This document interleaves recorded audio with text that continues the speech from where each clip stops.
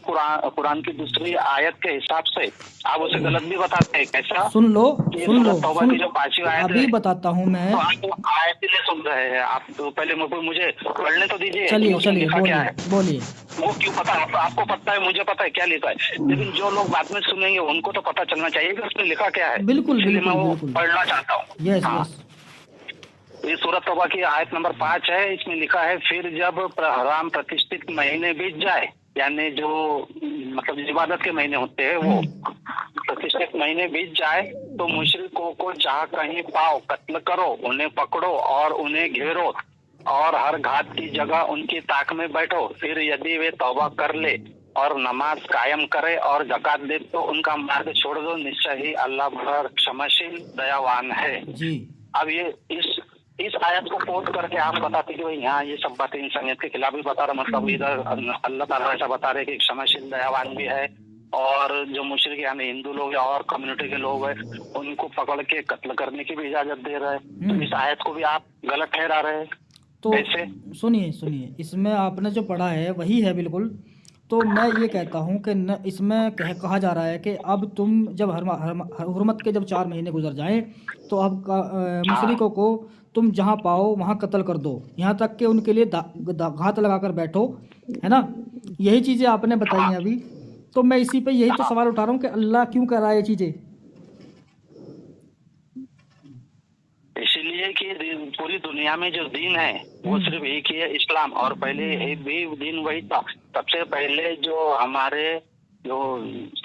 आदम अलैहिस्सलाम थे, उनको जब जमीन पे फेंका गया तब कोई मजहब नहीं था सिवाय इस्लाम के। भाईजान और ये सब भाईजान रिजवान भाई, हाँ। मैं आदम पे भी बात कर लूँगा, सब पे बात कर लूँगा। फिलहाल आप सूरह तौबा आपने कोट की है, ठीक है ना। हाँ। तो इसमें ये चीज़ें लिखी हुई हैं, ठीक है। तो मैं ये जानना चाहता हूँ, क्या अल्लाह का ये टेक्स्ट सभी के लिए है या उन टाइम के काफिरों के लिए था? हाँ, ये बहुत काम की बात पूछी आपने। अभी मैं इसका जवाब देता हूँ। बिल्कुल। आप एक बात बताओ, जो हिंदू लोगों की किताब है महाभारत, तो उसमें जो उनके भगवान श्री कृष्ण है, अर्जुन को उन्हीं के परिवार वालों को मारने की सलाह दे रही है। भाईजान सुनो रिजवान भाई, यहाँ मैं रोक दूंगा, यहाँ मैं तुम्हें रोकूंगा, यहाँ मैं तुम्हें रोकूंगा रिजवान भाई, बिल्कुल रोकूंगा। क्योंकि आप मुझे अगर किसी और धर्म से बताओगे ना, उसकी मुझे जानकारी नहीं है। आप जो भी बोल दोगे मैं नाड़ भी नहीं हिला सकता, ना मना कर सकता, तो उसका मुझे पता नहीं है। सिर्फ आप मुझे इस्लाम के ही टेक्स्ट से मुझे आप बताइए। तो मैं आपको समझाने की तो कोशिश कर रहा हूँ ना। दूसरे धर्म से नहीं समझा सकते आप। इस्लाम में दूसरे धर्म की तो है ही नहीं बात, वो तो उनके इस्लाम के मुताबिक तो वो गलत है धर्म, तो उसकी मिसाल आप नहीं दे सकते इस्लाम में। आपको जानकारी है सिर्फ इस्लाम धर्म की, और मुझे 4 धर्मों की जानकारी है। भाईजान मुझे 4 धर्म से मतलब नहीं है, मुझे इस्लाम से मतलब है। आप इस्लाम पे बात करने आए हो तो इस्लाम से ही बात करो। अच्छा ठीक है, मैं इस्लाम के हिसाब से बात करता हूँ। ठीक है। वो उन लोगों के धर्म ग्रंथ के बारे में कुछ भी बोलता हूँ तो आपको बुरा लगता है? बुरा नहीं लग रहा भाई, मुझे उसका मुझे पता नहीं है यार, मुझे बुरा नहीं लग रहा। बता रहा हूँ ना आपको। भाईजान सुनो मेरे, अगर मुझे उनकी जानकारी होती ना, अगर उनकी जानकारी होती मुझे, और मुझे लग रहा है कि भाई वहाँ पे ये चीज़ें ऐसी हैं, तो मैं उन पे इल्ज़ाम नहीं लगाता। वो जो मैं काम इस्लाम के इस हिसाब से कर रहा हूँ ना, सवाल पूछ रहा हूँ, उनके धर्म के हिसाब से भी मैं सवाल ही पूछता हूँ उन लोगों से कि भाई साहब आपके धर्म में ये चीज़ें मुझे अच्छी नहीं लग रही, आप इसका मुझे सही से मतलब बता दो, ये सही है या गलत है। ये पूछता मैं उनसे भी। उसका मुझे यकीन, उसका मुझे इल्म नहीं है, इसलिए मैं बुरा नहीं मानता, मैं उसको सुनना भी नहीं चाहता।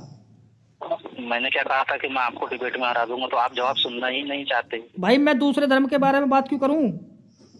अरे तो मैं उसी से तो आपको जवाब दे रहा हूँ। नहीं तो उससे क्यों दोगे भाई? क्या नहीं अल्लाह के नबी सल्लल्लाहु अलैहि वसल्लम पर सिर्फ कुरान नाजिल हुआ है, हदीसें उनके अपने अनुयायियों ने यानी सहाबाओं के द्वारा वो हदीसें चली नबी सल्लल्लाहु अलैहि वसल्लम की ज़िंदगी से, समझे। तो हदीस और कुरान से ही आप बात करें। अच्छा, तो हदीस अलग किसी इंसान ने लिख दिया और कुरान अलग इंसान ने लिख दिया है, ऐसा कहना है आपका? भाई मेरा ये कहना नहीं है, मेरा ये कहना है कि हदीस जो है ना, हदीस है नबी सल्लल्लाहु अलैहि वसल्लम की जिंदगी, हाँ ठीक है। ये इंसानों ने लिखी है, पूरा जीवन चरित्र है, ये इंसानों ने लिखी है उनके बाद जीवन चरित्र है।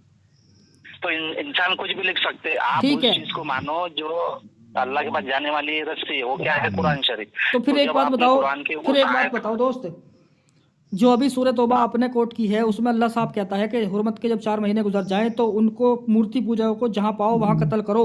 इसका मतलब कहां से निकालोगे तुम? क्या कहना क्या चाह रहा है अल्लाह? हदीस से तो निकालोगे। तो इसी का तो मैं जवाब आपको देना चाहता, तो हाँ आप तो दो। वो जवाब सुनना नहीं नहीं, चाहते। दूसरे धर्म से नहीं चाहिए मुझे, मुझे हदीस से या कुरान से अरे दो, जो सही हदीस हो। तो मैं आपको फिर समझा कैसे पाऊंगा कि भाई उनका जो खुदा था भगवान कृष्ण, तो उसी के परिवार वाले रिश्तेदार भाई वालों को साहब मारने फिर का, वही हुक्म बात आ करने गई, का हुक्म दे फिर रहा है। वही बात है रिजवान भाई। आप इन उसको क्यों बुरा मानते? दूसरे धर्म का सैंपल नहीं ले सकते इस्लाम में। क्यों? ये तो इस्लाम का हुक्म है भाई, इसमें ऐसा कैसे मिला दोगे तुम लोग? ये तो मिलावट कर रहे हो आप इस्लाम में। नहीं, इसमें मिलावट नहीं है। ये मैं मिलावट है। आपके अभी सुनो, सवाल मैं का बताता हूँ जवाब दे मिलावट रहा हूँ। कैसे है। मैं बताता हूँ मिलावट कैसे है ये। रिजवान भाई अगर मेरी बात सुनोगे तो आप समझ पाओगे। मिलावट बताता हूँ कैसे है। नबी सल्लल्लाहु अलैहि वसल्लम के पास जब नमाज का हुक्म मिला उनको, यानी नमाजें मिली, और उसके बाद जो अजान का जो हुक्म हुआ तो उसमें क्या हुआ, किसी ने कहा कि घंटी बजाओ, नबी सल्लल्लाहु अलैहि वसल्लम ने कहा कि नहीं ये गैरों का तरीका है। किसी ने कहा शंख बजाओ, किसी ने अल्लाह के रसूल ने कहा कि वो गलत तरीका है, वो गैरों का तरीका है। यानी कि अल्लाह के रसूल ने वो सारे तरीके ठुकरा दिए जो गैर मज़हब से थे। उन्होंने सिर्फ वही अल्फाज लिए जो उनको मिले। ठीक है ना, अल्लाह अकबर अशहदु अल्ला इलाहा इल्लल्लाह, ये चीज़ें इस्लाम से हैं तो उन्होंने उन्हीं पे यकीन किया। इसलिए मैं कह रहा हूँ आपको, तो आप इस्लाम में और धर्म की बातों से सैंपल नहीं दे सकते। जी रिजवान भाई। अगर अच्छा ठीक है, मैं दूसरे धर्म की बातों से अगर आपको जवाब नहीं दे पाऊंगा तो फिर शायद मैं इस्लाम के तहत आपको जवाब नहीं दे पाऊंगा। और मैं तो चैलेंज करता हूँ कि शायद कोई उलेमा या कोई भी आपको इसका रेफरेंस के साथ जवाब दे पाएंगा। यही तो मैं भी कह रहा हूँ, और मैं गलत कहा हूँ फिर?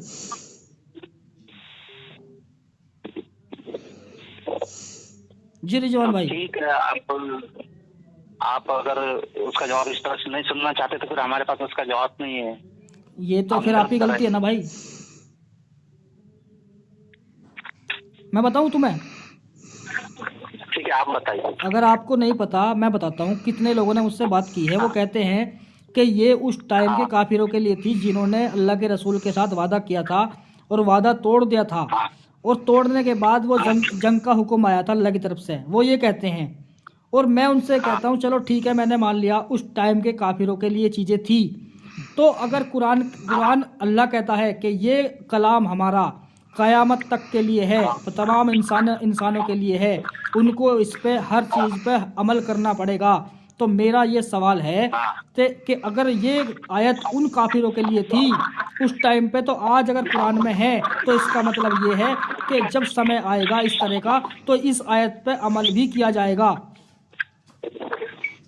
हाँ, है ना? बराबर है। हाँ, तो फिर भाई मैं गलत कहा हूँ? आप गलत नहीं है, लेकिन अभी आपसे बात करके मेरा तो थोड़ा ईमान डगमगा जा रहा है। क्यों? अल्लाह ताला मुझे हिदायत दे। भाईजान ओ भाई रिजवान भाई प्लीज, रिजवान भाई प्लीज ऐसा मत बोलो भाई, मेरे ऊपर इल्जाम मत लगाओ। मैंने बात वही की है जो हक है, सच है, कुरान से हदीसों से है। मैं वो इल्जाम आप पे नहीं लगा रहा, शायद आपके जरिए कोई और दूसरी शक्ति है, अल्लाह ताला की कोई शक्ति है जो इस तरह के जो जवाब जो आप मुझे बता रहे हैं कि दूसरे धर्म से रेफरेंस भी नहीं चाहिए, और तो फिर उसका तो जवाब मेरे पास क्या, किसी के पास नहीं है। मैं वही तो कह रहा हूँ, यही चीजें कह रहा हूँ कि अल्लाह के। अच्छा मैं आपको बताता हूँ, शास्त्रार्थ करने का जो उनमें उनको अधिकार है, तो वैसा वो अधिकार हमें नहीं है। तो हाँ। आप ये जो कर रहे हैं तो ये आप शिर्क कर रहे हैं। शिर्क कैसा कि आप शास्त्रार्थ कर रहे हैं, यानी अल्लाह की किताब से आप सवाल उठा रहे हैं, जबकि उसमें एक नुक्ता भी इधर उधर नहीं हो सकता। आप अल्लाह पर शक कर रहे हैं। बिल्कुल तो मैं शक नहीं कर रहा, आप शिर्क कर रहे हैं, मैं चलो कर रहे हैं। अच्छा रिजवान भाई, कोशिश कर रहा हूँ रिजवान भाई, और आप उस पर शक शुबा कर अभी रहे हैं। कितने सवाल लगे तेरे? एक मिनट, हाँ जी बोलिए। मेरी सुनिए बात। कितने सवाल लगे? मैं अभी कहता हूँ, और मैं कहता हूँ कि अल्लाह चल मुझे निकल देख पड़ा, रहा है, नींद आ रही है। ठीक है, ये अकीदा है और मेरा ईमान मान लो या यकीन मान लो, मैं कह रहा हूँ आपके मुताबिक, इस्लाम के मुताबिक, कि अल्लाह मुझे देख रहा है। अगर मैं रत्ती भर भी झूठ बोलूँ जो मैंने अभी तक आपसे बात की है, क्या मैंने किसी और मज़हब से की या अपने दिल से की या मैंने कुरान से नहीं की ये बातें, जबकि मैं कह रहा हूँ कि अल्लाह पर भी मेरा कोई इल्ज़ाम नहीं है, कोई शक व शुबा नहीं है।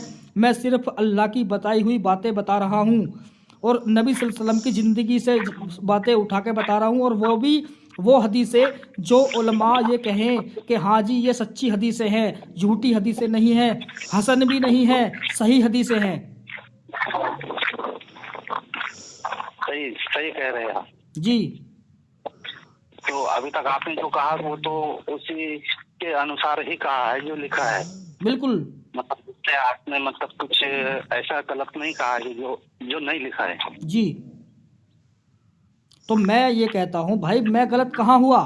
मैं तो सवाल पूछ रहा हूँ। अगर आप उन पे अमल कर रहे हो और उनका अच्छा समझ रहे हो, तो मैं भी ये चाहता हूँ कि आप अच्छा मान रहे हो तो मुझे भी अच्छा समझा दो उनको, ताकि मैं भी अच्छा मुसलमान बन जाऊँ। ये अभी अच्छा मुसलमान बुरा मुसलमान, देखो ये तो हर समाज हर धर्म में अच्छे बुरे लोग रहते सुनिए, हैं। नहीं नहीं, कोई मैं मानता आतंकवादी हूँ, बन जाता, अल्लाह ने कहा, कोई इंसानियत के लिए अल्लाह होता। कहता है कि हमने इंसान को गंदे पानी से पैदा किया है, तो मसलन के उसके अंदर बुराइयां भी होंगी, लेकिन अल्लाह हर कुरान की हर आयत के नीचे बोलता है कि मैं ही सब कुछ करने वाला हूँ, मैं ही सब कुछ जानने वाला हूँ। सारी बातें कह दी अल्लाह ने, और बाद में कह देता है कि मैं ही सब कुछ करने वाला हूँ। यानी अल्लाह ये कहना चाह रहा है कि मैं चाहे तो अपनी मर्जी से तुमसे खुश हो जाऊं, या तुम्हारी इबादतें कबूल कर लूं, या तुम्हें जन्नत दे दूं अपनी मर्जी से। तुम्हारा कोई अमल ऐसा नहीं होगा मेरे नज़दीक कि तुम उस अमल की कसौटी पे ये बोल दो कि हाँ ये अमल हमने किया कि अल्लाह कि तू हमें जन्नत दे दे। ऐसा अल्लाह नहीं कहता। अल्लाह कहता है कि मैं चाहूँ तो तुम्हें सब कुछ दे दूंगा, ना चाहूँगा तो तुम्हारी औकात ही नहीं है। तुम्हारी इबादतें तुम्हारे मुंह पे मार दी जाएंगी, भले ही तुम कितने ही अच्छे मुसलमान सही। ऐसा ऐसा अल्लाह ताला फरमा रहा है। अब ये जो आपका कह रहे हैं बिल्कुल। ये अभी बात आपने पढ़ा सही है। नहीं, अभी आपने जो आयत पढ़ी अब है, अभी आपने सूरह हाँ तौबा पढ़ी है ना, आप कोई भी आयत पढ़ लो, देखो अब आप उसके नीचे अल्लाह का अब टेक्स्ट आप मिलेगा। सिर्फ एक बात का जवाब दीजिए, जी। एक बात का जवाब दीजिए। जो वीर भगत सिंह है, वीर सावरकर है हैं? और डॉक्टर बाबा साहब अम्बेडकर है, हाँ आप सिर्फ मेरी एक बात का जवाब दो। जी। वीर भगत सिंह है, हाँ वीर सावरकर है, हाँ श्री सुभाष चंद्र बोस है ठीक है। और डॉक्टर बाबा साहब अम्बेडकर है, या फिर और जो क्रांतिकारी जिसने अपने देश के लिए बलिदान दिए बड़े बड़े और देश को आजादी दिलाए, जी तो अल्लाह ताला या कुरान के हिसाब से वो लोग जन्नत गए क्या? कुरान के मुताबिक हाँ सूरह अंबिया की, या सूरह अंबिया की आयत नंबर 98 कहती है, यानी कि 21 की 98 नंबर की आयत कहती है कि जो ये लोग अपने दूसरे खुदाओं को मानकर बैठे हैं, उनकी पूजा करते हैं, हम उनको भी जहन्नुम में डालेंगे, और जो उनके खुदा हैं उनको भी जहन्नुम में जलाएंगे। तो ये तो हमारे जो देश हमारे देश के ये असली सुपर हीरो है, तो इनकी इज्जत तो हिंदू मुस्लिम सिख ईसाई जो भी लोग यहाँ रहते हैं हर किसी ने करना चाहिए। जी ये बात सही है ना? तो फिर अगर कुरान की माने तो फिर इनकी इज्जत करना हमारे लिए शिर्क हो जाएगा नहीं नहीं ना? नहीं, इज्जत के लिए मना नहीं कहा है, इज्जत के लिए मना नहीं करा। अगर कोई इंसान अच्छा। आपके जीते जी, आप मुसलमान हो, दूसरा काफिर है और वो अच्छे काम कर रहा है, तो आप उसके काम की सराहना कर सकते हो, लेकिन ये नहीं कह सकते पक्का कि आप इन अच्छे कामों की बदले बदले दूसरे धर्म के मानने की वजह से आप जन्नत में जाओगे। वो जन्नत में नहीं जाएंगे जी। अभी आप देखिए, मैंने सूरह अल अंबिया आयत नंबर 21 अभी मैंने आयत नंबर ओपन 21 की, अभी नहीं, जो आपने कहा है आयत नंबर 21 नहीं है वो सूरा नंबर 21 है, और आयत नंबर है सूरह नंबर 98। 21 सूरह नंबर 21 अल सूरह अल अंबिया। हाँ सूरह और अंबिया आप की बताइए 98। कौन से नंबर की? 98 आयत हाँ, नंबर 98 नंबर की 98 आयत। कहता हूँ। अभी पढ़ लेता हूँ, पढ़ो। ये सबके सामने। आप ये जो हमारी रिकॉर्डिंग जो चालू है ये एडिट करके तो नहीं डालेंगे ना? बिल्कुल ऐसे ही पूरे डालूंगा डालेंगे मेरे भाई, इसमें बिल्कुल ऐसे ही डालूंगा ना? दोस्त। मैं भी चाहता हूँ कि हमारे मुसलमान देखो, भाई हमारे मुझे बुरा मानते हैं, वो बुरा ना समझे कि सामने बैठा हुआ इंसान क्या कह रहा है और क्या बात कर रहा है। हम कुछ गलत बात नहीं कर रहे, आप आयत निकालो। बात वो दूसरे लोगों को लेना देना नहीं। मेरी जो फैमिली है, मेरी फैमिली को भी ये सब देखना सुनना है, उनको भी इंटरेस्ट इसमें है। बिल्कुल। तो मेरे को भी बच्चे हैं तो वो भी देखेंगे। तो सुना भाई, अगर आप कुछ एडिट करके डालेंगे तो मैंने क्या कहा आपने क्या कहा, भाईजान तो यकीन मानो, उनको तो सब यकीन मानो कि मैं बिल्कुल भी इसमें से एक भी अल्फाज इधर उधर नहीं करूँगा। अगर मैं ऐसा कर दूंगा ना, तो भाई साहब आप मुझे कॉल करना, मुझे कुछ भी कह सकते हो, फिर गालियाँ दो, भला बुरा कुछ भी कह सकते हो। इस्लाम में किसी का दिल दुख ऐसी बात भी नहीं कर सकते, गाली तो बहुत दूर की बात है। और वही अभी तो तक कह रहा हूं आप ना। जाहिल मौलाना या जाहिल मुसलमानों ने जो आपसे बात की है और गैर इंसानियत के तरीके से, वो मुसलमान है ही नहीं, क्योंकि वो आपके साथ गाली गलौज से बात कर रहे हैं। मैं अगर भी आप कह रहा हूँ भाई सुनते, साहब, आप ही ने कहा कि आपका दिन आपके लिए, हमारा दिन हमारे लिए, आप चाहो मानो या ना मानो, लेकिन वो जो मुसलमान है जो आपसे जबरदस्ती कर रहे, गालियां दे रहे, तो वो जो मुसलमान है वो जिस तरह के है या उनका खानदान खून जिस तरह का है उसी तरह से वो लोग पेश आए। अब हमारा खानदान खून जिस तरह का है मैं उस तरह से पेश आ रहा हूँ। जी तो जी जी, इंसान के भाषा और लैंग्वेज से समझ में आ जाता ये है हकीकत है। ये ये रिजवान ब्लड भाई, है कि नहीं है। हाँ तो रिजवान भाई, इसलिए आप ये बात आपने बहुत अच्छी कही है कि इंसान जो अपनी लैंग्वेज बोलता है ना, वो उसके परिवार की तरबियत होती है। परिवार की तरबियत, उसके संस्कार होते हैं, वो घर बिल्कुल, के होते हैं। ये बात आपने सही तो कहा, उनके और जैसे इसका हुक्म संस्कार है। इस्लाम नहीं देता। इस्लाम तो ये हुक्म दे रहा है कि तुम किसी का दिल दुख ऐसी बात भी नहीं कर सकते, लेकिन लोग तो आपको कॉल करके गालियां दे रहे गंदी गंदी। बताओ अब क्या तो करूं ये सब यार। बातें आप बर्दाश्त कैसे कर रहे हैं? पहली बात तो मेरे को आपकी ये कमाल लगती है, और जो ड्रीमिंग है आप में, वाकई में आप असली मर्द है मेरे हिसाब से, और सुपर हीरो है कि इतना सब बर्दाश्त करके भी आप ये लाइन में लगे हैं। और आप हालांकि अभी तो मेरे हिसाब से आप गलत है, क्योंकि आप जो, मैं तो ये बोलूंगा, आप दुष्प्रचार कर रहे हैं, लेकिन अभी तक जो हमारी डिबेट हुई है उसके अंदर अभी तक आप सही साबित हुए, और 2 आयतों में मैं गलत साबित हुआ, लेकिन आगे अभी लोगों को पता ही चले जाएगा, ऐसा कुछ नहीं। हाँ, आपने जो आयत कही है मैं उस हिसाब से वो कोट करके भी पढ़ के बताता हूँ। हाँ। आयत नंबर 98 सूरह अल-अंबिया की, हाँ 21 की 98। जो पारा है, हाँ 21वां जो पारा है सूरह अल-अंबिया से, आयत जल्दी कर नंबर लो। 98, आपने जो कोट की मैं पढ़ के सुना रहा हूँ। हाँ 21 की 98 निकाल लो। हाँ, निश्चय ही तुम और वह कुछ जिनको तुम अल्लाह को छोड़कर पूजते हो सब जन्नम के ईंधन हो, तुम उसके घाट उतारोगे, मतलब उसके घाट उतरोगे। जय उधर काम कर ले, सब फिर आ जाए लिखा है। सोने को। तो इसके मायने क्या है? अब आप ही तो बाहर समझा बैठ के कर ले। बताइए। ये आपने पढ़ा है, इसका ये कह रहा है, अल्लाह कह रहा है कि जो अल्लाह को देने छोड़कर वो किसी और को परफ्यूम छिड़क पूजते ले कर हैं, ले काम। हाँ, फालतू में तो जगह है साले। वो सीधे जहन्नुम में जाएंगे। अगर काफिर भी है ना और अल्लाह को नहीं मानता और वो अच्छे काम कर रहा है, तो वो भी जहन्नुम में जाएगा इस हिसाब से। हाँ जन्नत में। तो ये बाकी जो हमारे सुपर हीरो है वो भी जन्नत में जाएंगे, गए क्या? वो भी जाएंगे, अगर क्योंकि वो अल्लाह को नहीं मानते। जान की आहुति थी, जो बलिदान हो गए, फांसी पर लटक के गोलियां सीने पर झेली हमारे देश की आजादी हाँ। के लिए, हमारे देश के दुश्मनों से, तो वो सब जन्नत जाएंगे। वो लिखे हुए के हिसाब से वो जहन्नुम में जाएंगे, क्योंकि अच्छे कामों का बदला नहीं, वो सिर्फ अल्लाह को मानने की वजह से है। मतलब कर्म का कोई लेना देना नहीं है। साबित तो यही हो रहा भाई। लेकिन अब इस्लाम एक जगह ऐसा भी कहता है कि अल्लाह सिर्फ तुम्हारे अमाल देखता है, यानी तुम्हारे कर्म देखता है। हाँ, हमारा जमीन पर आई ये एक जो है, लेकिन वो जमीन जो मुसलमानों है, के लिए है, वो मुसलमानों के लिए खाली, जो अल्लाह को मानते हैं।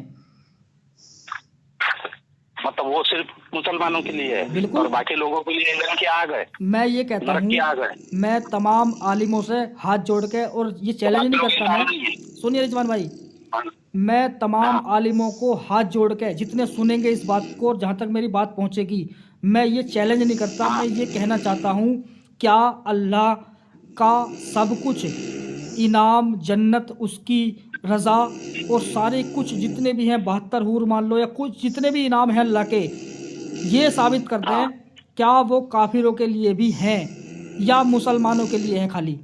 मैं कह रहा हूँ कि अल्लाह कहता है कि इस्लाम में जो अल्लाह और अल्लाह के रसूल पे यकीन रखता है, रोज़े क़यामत पे यकीन रखता है, फरिश्तों पे यकीन रखता है, यानी इस्लामिक है, उसी के लिए अल्लाह की सारी नियामतें हैं। बाकी काफिरों के लिए या उनको ना मानने वालों के लिए कुछ नहीं है, सीधा जहन्नुम में जाने वाले हैं। अच्छा, अभी आपने ये कहा चाहे वो अच्छे कर्म करे या बुरे कर्म, अगर वो मुसलमान है तो ये उसके लिए सारी अल्लाह की सारी नियामतें है। अब उसमें एक फ़र्क है, मैं बताता हूँ। अगर मुसलमान है और अल्लाह पे यकीन है, कलमा पढ़ा है, लेकिन पूरी ज़िंदगी उसने अल्लाह को तो माना है, लेकिन अल्लाह के बताए हुए नियम फॉलो नहीं किए, लेकिन अल्लाह कहता है कि हम उसको जन्नत तो देंगे, लेकिन सज़ा भुगतने के बाद। लेकिन जो अल्लाह का कलमा जिसने नहीं पढ़ा और अल्लाह पे यकीन नहीं है, नबी सल्लल्लाहु अलैहि वसल्लम पे, उसकी तालीम पे नहीं चलता है, तो वो काफिर है, और काफिर सीधा बिना हिसाब किताब के जहन्नुम में जाएगा, चाहे भले ही वो अच्छे काम करता हो। सर मैं दूसरे मतलब मजहब के किताबों से कुछ बातें कर सकता हूँ आपसे? चलो कर लो, खैर मुझे पता तो है नहीं इस चीज़ का। हाँ, अब इसमें जो है, जो इनकी जो भगवत गीता है, उसमें जो हिंदू लोगों को जो भगवान कृष्ण है, वो पूरी कर्म पे आधारित है कि मतलब तुम अच्छे कर्म करोगे तो अच्छा स्थान पाओगे, और बुरे कर्म करोगे तो बुरी जगह जाओगे। जी जैसे कि कोई एक व्यक्ति चोर है या फिर बुरा व्यक्ति है, वो बुरे कर्म करता है तो उसकी कहीं इज्जत नहीं होंगी, और कोई व्यक्ति अच्छे कर्म करेगा तो उसको कोई भी कुर्सी देगा, इज्जत देगा, सम्मान देगा। तो ये बातें तो उसको उसके कर्मों से मिल रही, वो भी अपने आंखों के सामने मिल रही। जैसे कि आपके पास कोई चोर या कोई रेपिस्ट या कोई मर्डर करके व्यक्ति आ गया और आपके पास बैठा, तो आप उसको बैठाएंगे क्या पास में? नहीं। वो बोले, आप उससे ये बोलेंगे कि भाई तुम क्या गुनाह करके आए, तुम्हारे पीछे पुलिस है या फिर मैं भी लफड़े में आ जाऊंगा, तुम यहाँ से जाओ, तुम उसको भगा देंगे, इज्जत नहीं देंगे। लेकिन अगर कोई व्यक्ति कोई महान काम, बड़ा काम करके आएगा, किसी गरीब की लड़की की शादी करा देगा, क्या ब्लड डोनेट करके आएगा, या किसी के लिए कोई ऑर्गन डोनेट करेगा, या किसी का अच्छा कुछ भला कर देगा, घर बना के दे देगा, तो उसको आप इज्जत दोगे कि नहीं? नहीं, अगर भला करेगा तो इज्जत देंगे। हाँ, तो ये मैं पूछना चाहता था कि उसको इज्जत और जिल्लत उसके कर्मों से मिल रही है। हाँ, अभी आपने सुनिए रिजवान भाई, एक बात कहूँगा मैं आपको। रिजवान भाई, अभी आपने भगवत गीता का बताया मुझे, हालांकि मैंने वो पढ़ी नहीं है, ना मुझे पता उसका ज्ञान क्या है, लेकिन अगर आपने पढ़ी और आप कहते हो कि भाई वो कर्मों के हिसाब से वहाँ साबित हो रहा है अच्छा बुरा सलूक इंसान का, तो मुझे अच्छा लग रहा है और ये होना भी चाहिए। अब तुम एक बात बताओ, अगर कोई आदमी गलत काम कर दे या रेप कर दे, बलात्कार कर दे किसी का, है ना, और हाँ, अगर मान के चलो आपके सामने वो बंदा आ जाता है और वो कहता है जी मैं रेप करके आया हूँ और मुझे 2 मिनट के मजे के लिए मैंने उसकी ज़िंदगी ख़राब कर दी और मैं ये आगे भी करूँगा, तो आप उसके लिए क्या बोलोगे? उसके लिए तो एक ही सजा है, इसका सर कमचूदा किया जाए या निष्कासित किया जाए। यानी कहने का मतलब ये है आप उसे बुरा समझोगे और सजा दोगे? हाँ, बुरा समझेंगे, सजा देंगे। ठीक है। अब सुनो अल्लाह की बात।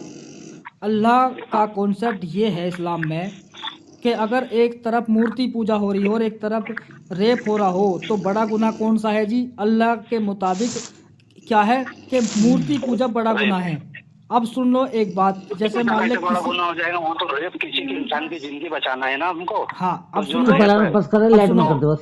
तो किसी औरत को बचाना पड़ेगा ना। हाँ, अभी मैंने आपसे पूछा अगर कोई आदमी रेप करके आया और उसने कहा कि मैं आगे भी करूँगा, ठीक है, तो उसके लिए सजा है, दे रहे हैं आप। और लेकिन अल्लाह क्या कह रहा है कि अल्लाह कहता है कि अगर मेरे बंदे तू कुछ भी गंदे काम करके आया और टूटे मुंह से एक बार ये बोल दे कि अल्लाह तू मुझे माफ़ कर दे, तो मैं तेरे सारे गुनाह माफ़ कर दूंगा, और आगे ना करे और कसम खा के मैं आगे नहीं करूंगा ये काम, तो मैं तेरे सारे गुनाह माफ़ कर दूंगा और गुनाहों के बदले में नेकी लिख दूंगा। यानी जो उसने कर्म कर दिया वो ख़त्म कर दिया अल्लाह ने, अब उसे दुनिया में सज़ा मिलती रहे, वो अल्लाह की तरफ से उसका नेक बंदा बन गया तौबा करने की वजह से। लेकिन जिसकी ज़िंदगी ख़राब होगी उसका फैसला कहाँ हुआ भाई? हाँ, वो तो है, उसी को तो इंसाफ मिला ही नहीं, जिसकी जिंदगी खराब कर दी है, जिसे घर का, और उसे सजा भी नहीं मिली भाई, उसने रेप किया है, उसे सजा भी नहीं दी अल्लाह ने, उसने तौबा करने की वजह से वो सजा भी माफ कर दी। ये बात तो सही कही आपने। तो जिसका रेप किया या जिसका मर्डर किया उसका तो नुकसान हो गया, ये एक तरफी इंसाफ हो गया। लेकिन एक चीज और है, मैं जहाँ बात सही है उस सही करूंगा, जो गलत है उसको मैं गलत तो नहीं बोलूंगा, लेकिन उस पर इल्जाम लगाऊंगा।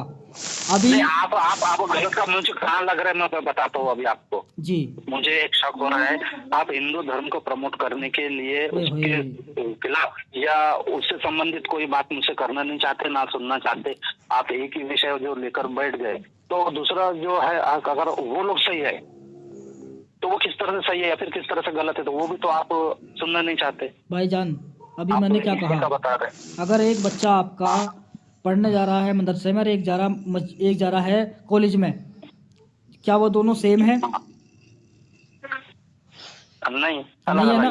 तो मैंने क्या कहा, मैं प्रमोट नहीं कर रहा, प्रमोट करना उसको बोलते हैं कि या तो मैं उसकी तारीफ कर रहा हूँ हिंदू धर्म की, मैंने तारीफ भी नहीं की हिंदू धर्म की। आपने तारीफ नहीं की है, लेकिन आप उससे संबंधित कोई बात सुनना भी नहीं चाहते। सुनूंगा क्यों? मैं एक उदाहरण देकर समझाता हूँ। अच्छा, तकदीर क्या है पहले ये बताओ कुरान के हिसाब से। तकदीर क्या है? तकदीर क्या है ये कुरान के हिसाब से बताओ।